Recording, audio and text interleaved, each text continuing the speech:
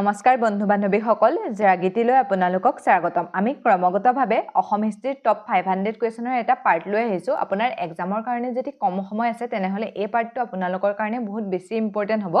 আজি বিশেষকৈ আমি আহোম সাম্ৰাজ্যৰ কিছুমান ইম্পৰ্টেন্ট এমচিকিউ আলোচনা কৰিম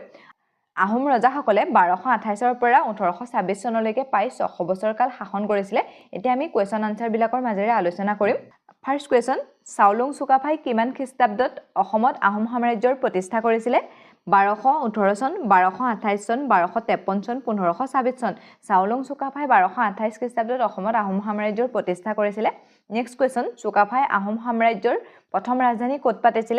গড়গাঁও ৰংপুৰ চৰাইদেউ যোৰহাট চুকাফাই আহোম সাম্ৰাজ্যৰ প্ৰথম ৰাজধানী চৰাইদেউত প্ৰতিষ্ঠা কৰিছিল আৰু সেই চনটো আছিল 1253 চন এনেকৈ আপোনালোকক সুধিব পাৰে কিমান চনত চৰাইদেউত চুকাফাই স্থায়ী ৰাজধানী প্ৰতিষ্ঠা কৰিছিল 1253 চনত নেক্সট কোৱেশ্যন অসমত চুকাফা দিৱস বা অসম দিৱস কেতিয়া পালন কৰা হয় 2 ডিচেম্বৰ 15 আগষ্ট 14 জানুৱাৰী 21 জুন অসমত চুকাফা দিৱস বা অসম দিৱস 2 ডিচেম্বৰত পালন কৰা হয় নেক্সট কোৱেশ্যন চুকাফাৰ লগত অহা দুজন ডা ডাঙৰীয়া বা মন্ত্ৰী কোন আছিল বুঢ়া গোহাঁই বা বৰপাত্ৰ গোহাঁই বুঢ়া গোহাঁই আৰু বৰ গোহাঁই বৰফুকন আৰু বৰবৰুৱা এটাও নহয় ইয়াৰ শুদ্ধ উত্তৰটো হৈছে বুঢ়া গোহাঁই আৰু বৰ গোহাঁই বা আপোনালোকক এনেকৈ কোৱেশ্যন সুধিব পাৰে চুকাফাই সৃষ্টি কৰা পদবী কেইটা কি আছিল বুঢ়া গোহাঁই আৰু বৰ গোহাঁই নেক্সট কোৱেশ্যন চুডাংফাক আন কি নামেৰে জনা যায় দিহিঙীয়া ৰজা বামুণী কোঁৱৰ খৰাৰ ৰজা লৰা ৰজা চুডাংফাৰ অন্য এটা নাম হৈছে বামুণী কোঁৱৰ নেক্সট কোৱেশ্যন চুডাংফাক ক'ত লালন পালন কৰা হৈছিল চৰাইদেউ হাবুঙৰ এটা বামুণৰ ঘৰত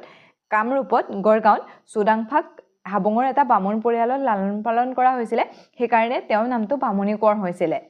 নেক্সট কোৱেশ্যন চুডাংফাৰ দিনত কোনটো বিদ্ৰোহী ফৈদক দমন কৰা হৈছিল টিপমীয়াসকলক নগা মৰাণ চুতীয়াসকলক চুডাংফাৰ দিনত টিপমীয়াসকলৰ বিদ্ৰোহ দমন কৰা হৈছিল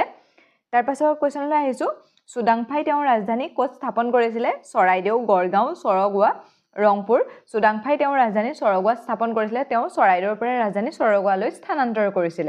আহোমৰ কোনজন ৰজাই প্ৰথমবাৰৰ বাবে শিঙৰি ঘৰত উঠা পৰম্পৰা আৰম্ভ কৰিছিল চুকাফা চুডাংফা চুহুংমুং ৰুদ্ৰসিংহ আহোমৰ চুডাংফাই পোনপ্ৰথমবাৰৰ বাবে শিঙৰি ঘৰত উঠা ব্যৱস্থা কৰিছিল আৰু এটো মানে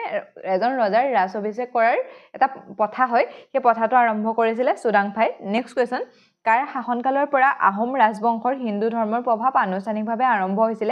চুকাফা চুহুংমুং চুডাংফা প্ৰতাপসিংহ চুডাংফাৰ শাসনকালৰ পৰা আহোম ৰাজবংশত হিন্দু ধৰ্মৰ প্ৰভাৱ আনুষ্ঠানিকভাৱে আৰম্ভ কৰা হৈছিল ঠিক আছে আজিলৈ ইমানতে এৰিছো অন্য এটা ভিডিঅ'ত লগ পোৱাৰ প্ৰতিশ্ৰুতিৰে